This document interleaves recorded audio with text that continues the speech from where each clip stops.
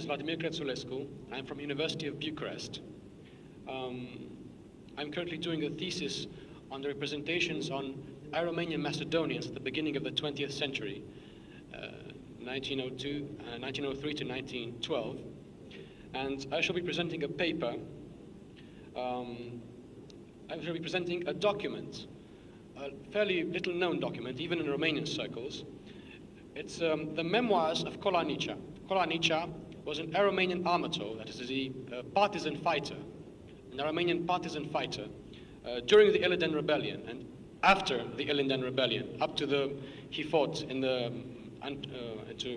Aromanian bands up to 1908, so up to the Young Turk Revolution.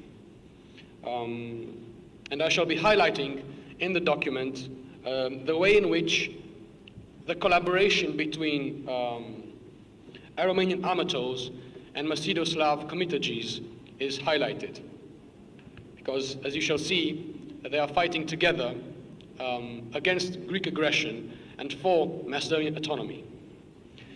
I shall begin with a fairly concise presentation of the situation, political and historical situation in Macedonia at the beginning of the 20th century, just to offer kind of a basis for discussion and perhaps development. I welcome any input from the room. So basically, Macedonia at the beginning of the 20th century is intensely coveted by all of the neighboring Balkan states. But what exactly made Macedonia the focus of such strong expansionistic interests and international confrontation? And more importantly still, what was the commonly understood at the time by the word Macedonia? It is important to remember that in the time frame which concerns the present paper, late 19th century, early 20th century, the term Macedonia refers to a geographical entity which, broadly speaking, bordered on Mount Olympus, the Pindus Mountains and the Aegean to the south, the Sar Mountains to the north, the Rhodope Mountains to the east, and Lake Ohrid to the west. The modern 19th century use of the term Macedonia originated with Western European geographers, its most direct political reference being Philip II's ancient kingdom of Macedonia. In other words, the modern use of the term was purely geographical, since there was no contemporary political or administrative entity corresponding to it. Certainly, the name meant nothing from the point of view of the Ottoman administration. What Westerners called Macedonia, in fact, spanned over the Ottoman vilayets of Salonik and Bitolia, the Sanjak of Serbia, and parts of the vilayet of Kosovo. From an economic perspective, these territories were not particularly prosperous. Aside from a number of chifliks, Ottoman agricultural states, worked mainly by Slav serfs, Macedonia had no significant economic assets. It was not its mediocre wealth, however, but its great strategic importance, which made this region so heavily contested. Firstly, Macedonia was traversed by several important trade routes. The route from the Danube to the Aegean Sea streamed south through the valley of the Vardar. The Sofia Basin communicated with the Aegean through the valley of the Struma. And of course, there was also the ancient Egnatian Road, which linked the Adriatic and the Aegean Seas, passing through the towns of Ohrid, Bitolia, and Florina. Secondly, all this trade flowed in one way or another to the great port of Salonika, economic and commercial nexus of the whole region. This was the second largest city in European Turkey, superseded only by Constantinople. Finally, Macedonia's proximity to the Bosphorus and the Dardanelles made it strategically important in the eyes of the great powers. It would have been a great staging area for any power seeking to seize control of all traffic and trade between the Black Sea and the Mediterranean. Small wonder, then, that all the neighboring states vied for control of Macedonia. The nation that controlled it would become the local hegemonic power of the Balkans. Before attempting any territorial annexation, however, the Balkan states would need to justify taking such drastic action. The ideological tool they employed to this effect was the Herderian principle of nationality. Gottlieb von Herder argued that any statehood should ideally stem from a people manifesting unity of national character under the enlightened leadership of a government determined by the Volksgeist, or spirit of the people. This idea, which stands as the cornerstone of national statehood, particularly in Central and Eastern Europe, also underlies the Balkan states' political reasoning and modes of action in Macedonia. Simply put, if they wanted to annex parts of Macedonia, the Balkan states had to prove that a significant section of the Macedonian population was composed of fellow nationals. But was that the case? In fact, due to the poverty and social backwardness of the region, most of the illiterate peasantry that formed the bulk of the Macedonian population had, by the mid-19th century, not yet developed any national consciousness. This can hardly be held against it if we consider the fact that the Ottoman Empire as a whole was operating based on a pre-national conception of demography with its roots in Islamic law. For instance, whenever the Ottoman authorities ordered a census, population was classified on religious grounds, as per the medieval millet system rather than national ones. All this, though inconvenient, would not stop the Balkan nations from reaching their goals. If the national idea had not yet entered Ottoman Macedonia, the task at hand was that of instilling a sense of national belonging to the local populace. By gentle persuasion, read cultural propaganda, or if need be, by force. The great ethnic and cultural diversity of the Macedonian population certainly offered ample room for the formulation and propagation of multiple competing national ideologies. The region's inhabitants formed an ethnic jumble of Slavs, Greeks, Turks, Vlachs, Albanians, Gypsies, and Sephardic Jews. The latter constituted mainly in and around Salonika. And that's just counting the broader ethnic groupings, religious and cultural subdivisions notwithstanding. In order to organize and coordinate the national indoctrination of the Macedonians, state-funded national cultural organizations needed to be set up. In 1884, the Bulgarians founded the Cyril and Methodius Society, followed shortly thereafter by the Serbs, who created the Saint Sava Society in 1886. The Greeks had no need to create a new institution, as they already had the powerful and influential Patriarchate of Constantinople, which was, for all intents and purposes, a national Greek organization. From 1870 onwards, however, the Greek Patriarchate would have to contend with a rival and equally national ecclesiastical institution, the Bulgarian Exarchate. The Exarchate's ultimate aim was to extend its sway over all the Macedonian Slavs, and thus win them over for the Bulgarian national cause. All of the above-mentioned national cultural institutions concern themselves with the publishing of propaganda material, the issuing of school manuals, and above all, the funding and running of Greek, Bulgarian, Serbian, or Romanian national schools in Macedonia. This feverish and fiercely competitive cultural propaganda was so prolific that Macedonia soon ended up better furbished with schools than many regions in Central Europe. Of course, all this propaganda was useless if one couldn't count one's newfound quote-unquote converts, so as to show the sound demographic grounding behind one's territorial claims. Since the Ottoman censi of Macedonia were not done with national criteria in mind, they were very difficult to operationalize in support of national claims. The solution was a veritable cornucopia of censi, more or less covertly funded by the various Balkan governments. Of course, these quote-unquote headcounts reflected unreliable results, bolstering one nationality's demographic importance at the expense of all the others. All this ideological work, coordinated exogenously by the Balkan governments, led to ever-rising ethnic and cultural tension among the Macedonian populace. As individuals gravitated towards one national discourse or another, it became increasingly apparent that armed confrontation was inevitable. The radicalization of the Ilinden conflict came with the creation in 1893 of the famous Macedonian Revolutionary Organization, commonly referred to as the Internal Organization. According to the Macedonian scholar Comitadjis, the organization originally bore the official name Bulgarian Metropolitan Revolutionary Committees, MORC, whilst in 1896 it had changed its name to Secret Metropolitan Revolutionary Organization, Tomorrow, for short. We should opt for this latter designation, since it seems to better reflect the long-term orientation of the institution. Although certain members of Tomorrow occasionally had close dealings with Bulgarian agents, and despite the fact that the organization was initially highly dependent upon Bulgarian backing, it is here that the first steps towards Macedonian national idea were taken. The aim of Tomorrow was the preparation of a general Macedonian anti-Ottoman uprising. Its goal, Macedonian autonomy, under the slogan Macedonia for the Macedonians. There is some debate entailed. Unhelpfully, Tomorrow's program was not very ideologically sophisticated, featuring some conceptual equivocalness. For instance, in the organization's writings, the terms political autonomy, complete political autonomy, and liberty were used interchangeably. Much clearer, however, was the supranational scope given to the term Macedonia. The statutes of Tomorrow granted the right of membership to, quote, any Macedonian or Adrianopolitan, unquote, while calling for the unification of all, quote, unsatisfied elements, unquote, their nationality, narodnost, notwithstanding. Furthermore, despite the equivocal use of the term autonomy in the organization's writings,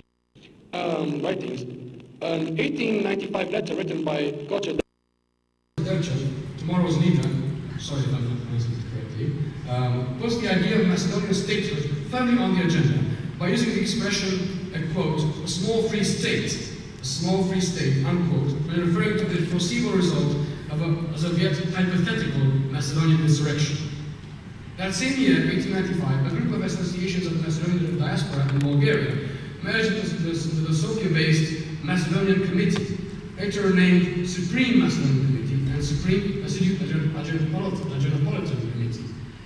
This external organization, also known to Macedonian historiography as the Supremes, Provisti, initially collaborated with Tmor, also known as the internals or centralists, Centralisti. The two organizations rapidly grew apart, however, as the Supremes gravitated towards Bulgarian unionism, thus antagonizing the centralists, Macedonian autonomists, independence leanings. Open conflict would eventually ensue. In the meantime, however, Tmor was preparing for open rebellion. The organization's 1894 Congress held in Salonika, set up a clandestine paramilitary network, whereby the Macedonian territory was divided into districts. Each district had its own capital, which led a band of partisans, the Comitadjis, recruited from the ranks of the local craftsmen and small bourgeoisie. A financial service was also established, with the purpose of taxing the local populace, as well as an executive police, which was to punish traitors and spies. Thusly organized, Tmor proceeded to attack Ottoman dignitaries and institutions. Its methods were ambush and assassination. The Comitadjis struck fast and then retreated to the safety of inaccessible mountain hideouts or across the Bulgarian border. Seeing the progress of Tmor, an organization it perceived as closely aligned with Bulgarian interests, Greece wasted no time in re-establishing its traditional militant body, the Vlacha'armatoles. This latest version of the institution, established in 1894, was a military organization composed of bands of ancestral, or rebels, which were often led by Greek army officers and civilian guard. The Serb government duly proceeded to arm its own paramilitary bands. Even the Albanians formed their own armed detachments, fearing that other nations would encroach upon what they perceived as their national lands. The Sultan reacted by posting troops in Macedonia in an endeavor to pacify the region. The attempt failed miserably. The end result was a chaotic and extremely volatile situation, with each national faction fighting the others. Bombings, assassinations, and ethnic killings were the order of the day. The long-awaited Macedonian rebellion that Tmor had been planning finally started on the 20th of July and 2nd of August 1903, on St. Elijah's Day. The Ilinden rebellion, as it is commonly known, met with some initial success. The insurgents managed to temporarily rescue most of the Ilinden monastery of Vitoria from Ottoman control, and even proclaimed the famed Kosovo Republic. These accomplishments, however, couldn't be made to last without external military support. It never came.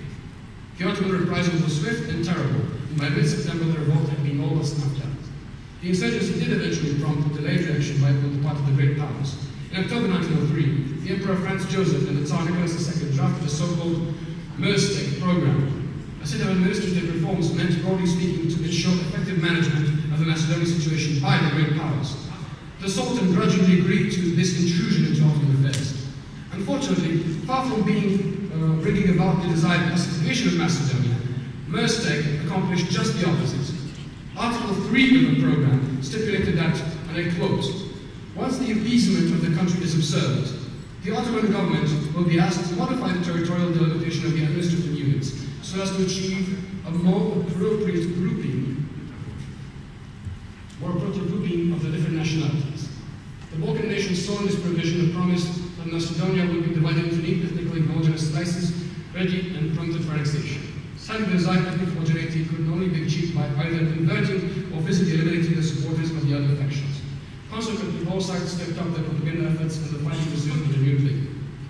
It would take the Balkan Wars to temporarily put the Macedonian question to rest. I shall be skipping ahead a bit. Alright, so in this context, the document I'm about to present is written by Cola Nicea, who is one of the 4 armatole captains who had high school degrees. And he is the only one of the 4 who left a document, written account of the events that transpired in early 20th century Macedonia. His memoirs are the only first-hand account of the life, thoughts and deeds of the Armenian Anatoles that we possess. The memoirs were first published in 2001, very late. They were written in his old age, in Nicea's old age in the 1970s, only published after the fall of communism. And the document's name, Memoirs, is somewhat misleading because it contains three parts. It's three conceptual parts. First, we have a first-hand account of the author's experiences while acting as an Armenian amatol during the Macedonian crisis of the 20th century, early 20th century. This is the most substantial part of the document, covering a time frame spanning from the aftermath of the Ilinden Rebellion in 1903 to the Anti-Turkish Revolution in 1908.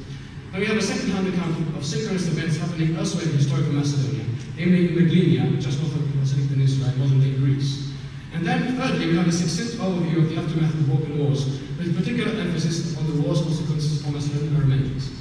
We shall be focusing our analysis on the Comitadjis' first-hand accounts, on the part that is most substantial, most interesting for our purposes. We shall be using the frame of analysis, an analytical framework called critical discourse analysis. Now, this is a field of research which combines approaches from linguistics with approaches from social sciences, with the aim of enriching both fields through kind of academic cross-pollination. The fundamental concept of this field of research is that of discourse. Discourse is seen as both socially constituted and socially constitutive. So there's a dialectical structure between discourse and social structures. They influence each other. I shall not be going to depth on this methodology because it's beside the point. First issue we shall be dealing with is that of ethnonyms. The use of ethnonyms in Nietzsche's document. Ethnonyms are an important component of all discourse of national identity. That is why it's important to see what ethnonyms Nietzsche uses. Here what he uses, the ethnonyms he uses are used to identify the factions fighting in Macedonia at the time. And he only identifies three factions: the Greeks, the Bulgarians, and the Romanians. And we'll see that, well, he doesn't even mention the Serbs, but you can already see why this is interesting, because he's a very limited understanding of these concepts. The Greeks are not problematic. It's clear he's talking about Greek agents, Philo-Greek persons fighting for Greek interests. When talking about the concept of Bulgarian, it's much more interesting, because he's using it as a blanket term for all Macedonian Slavs. And the term's obvious potential reference to actual un-Macedonian Bulgarians further complicates matters. He makes no distinction between tomorrow agents and agents of the Supreme Committee, or External National Committee. So this further complicates matters. However, it's not that there is a silver lining to all this, because it's very clear from the content, the way he uses the term, that he's referring, whenever he uses the term Bulgarian, he's using the combination of terms Bulgarian Chetas or Bulgarian villages, and he's talking about Macedon-Slav agents of tomorrow.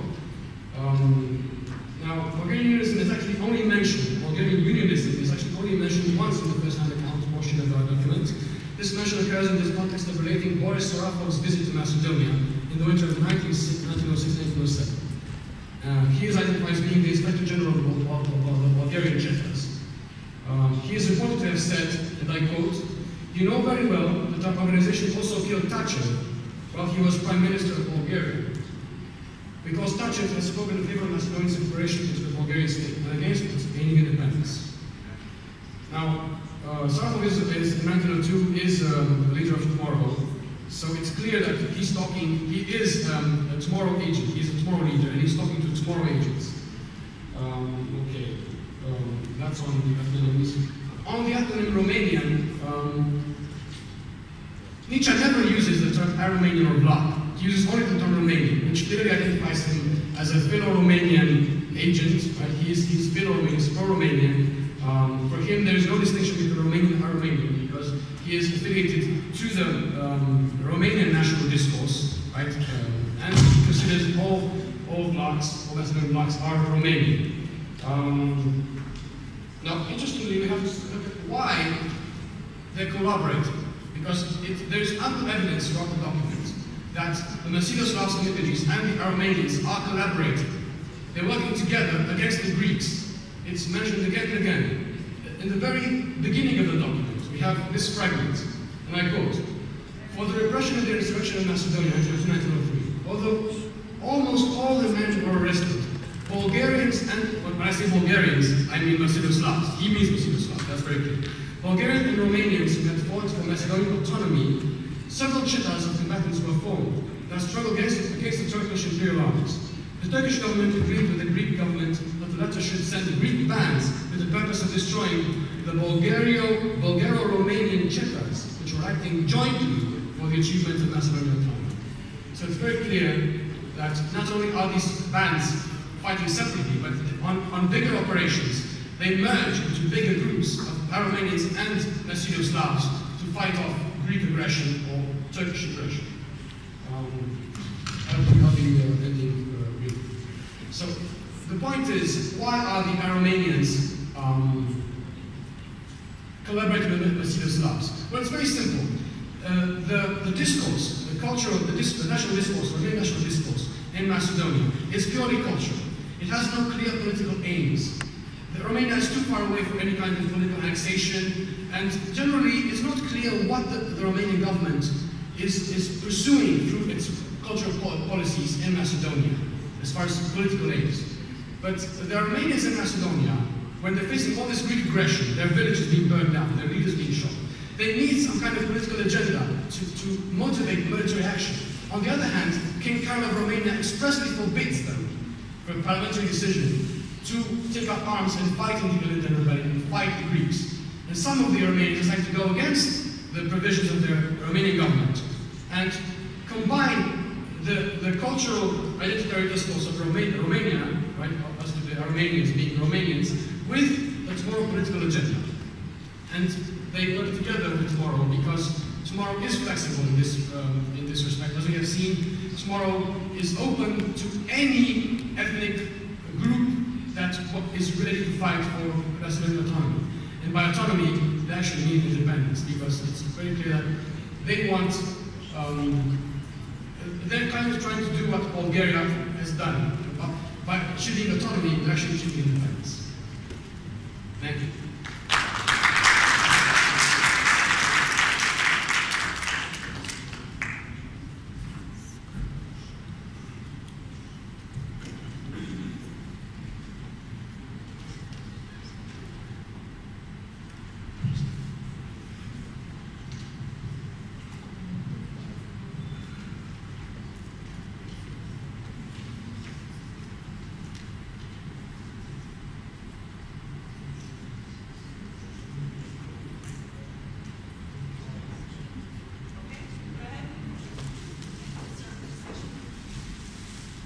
Почитувани присъствени, имахте можност да го чуете денешният първ реферат на колегата Владимир Cretulescu. Насловът беше мемуарите на Кола Nicea, опит да се разбере соработката помеѓу ароматските арматолози или представниците на влашката заедница, кои потекнува од просторот на Македонија при основниската држава и нивната соработка со чеките на Македонската револуционерна организација. Овде беше направен опит да се анализира еден текст кој што представува секундарен извор за нас историчарите, тоа се мемуарите, ќе не се примарен извор и не се лишени како такви од својата субјективност. Но во секој случај колегата се обиде да ги презентира термините, процесите и наставите врз основа на нивната вредностна матрица во соодветното време, со оглед дека тие термини и треба да останат во тоа време, затоа што вредностната матрица на нашето време ја пренесеме во друго време, тогаш не би било научно и би било парахиерархализам или теоријата која не признава такво нешто, барем во историската наука. Ве поканувам на дискусија. Поверете.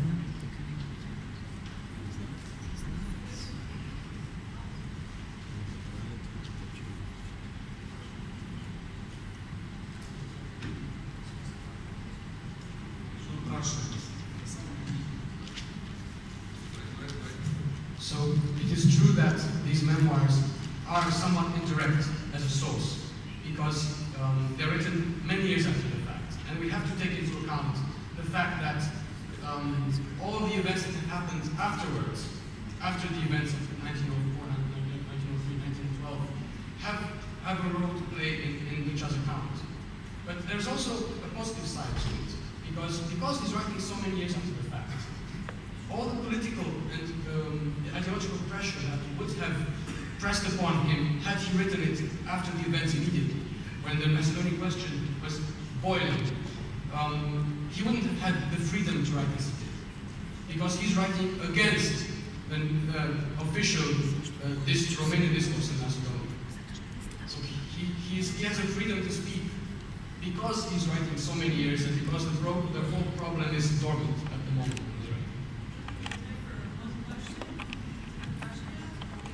Yes, Ilona. Спомнахте роман Арматол. Дали може да ми обясни, господин, тебе не ми е ясно, што е Арматол, што Ароман?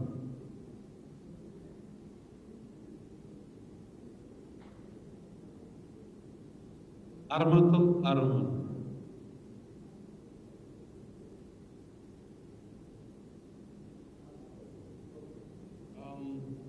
So, Aromanians, the synonym for it is Vlachs. So, this population was spread out all throughout the Balkans and also in Macedonia.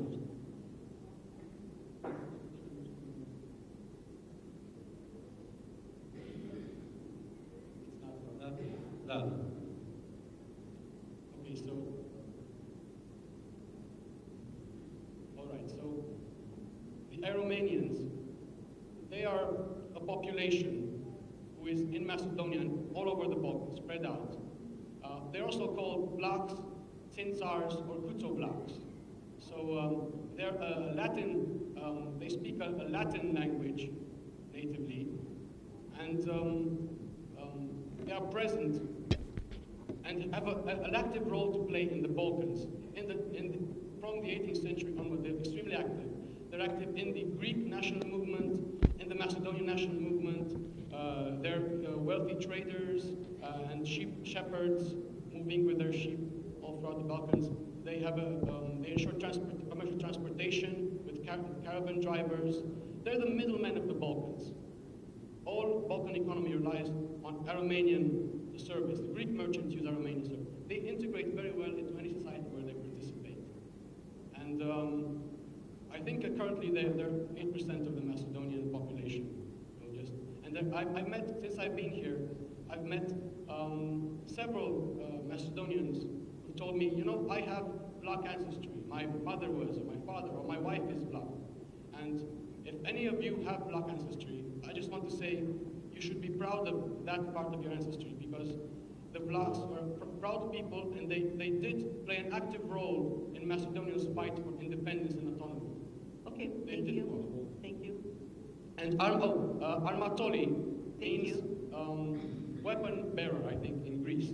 So they're basically, in the 17th century, 16th century, a sultan granted the inhabitants of mountain communities in Macedonia and other parts of the Balkans the right to bear.